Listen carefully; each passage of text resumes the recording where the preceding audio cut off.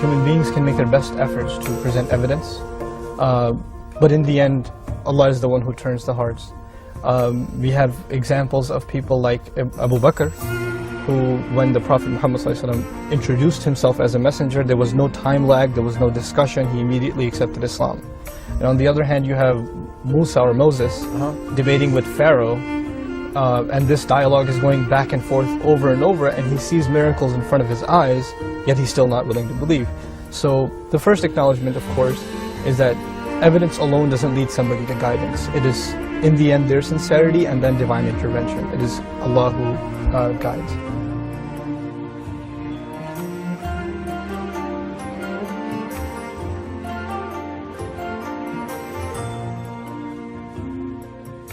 Now, if you study the history that is common to Muslims and Christians and Jews, you find miracles like a staff turning into a snake, or a water parting in the case of Moses, or a dead person coming back to life, or the blind being able to see, or a clay bird being blown into and it turns into a real bird. These are miracles of prophets that we all believe in. The thing of it is, though, Muslims believe that the overwhelming miracle of Islam, of Muhammad ﷺ, is not something visual. It's this message, it's these words. And they're not even given in the form of a book or a tablet or anything, they're spoken word. The Quran in its original form is spoken word. This is a dramatic departure from all the miracles of the past. I mean, if you talk to someone of similar faith, a Christian Jewish tradition, if you think of miracles, they think something for the eyes to see for the most part. Right? A blind person being able to see again, and a leper being cured, etc. But for now, this miracle is less for the eyes to see, but more for the ears to hear. So how can that be miraculous? This is the first question that comes to mind.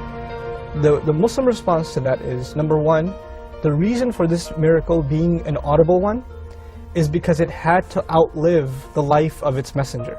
We Muslims believe Muhammad is the final messenger, and this message has to be carried forward. Now, for a believing follower of Jesus, when he tells his child, I saw the dead person come back to life, I saw the blind being cured with my own eyes, that's a father narrating an eyewitness account.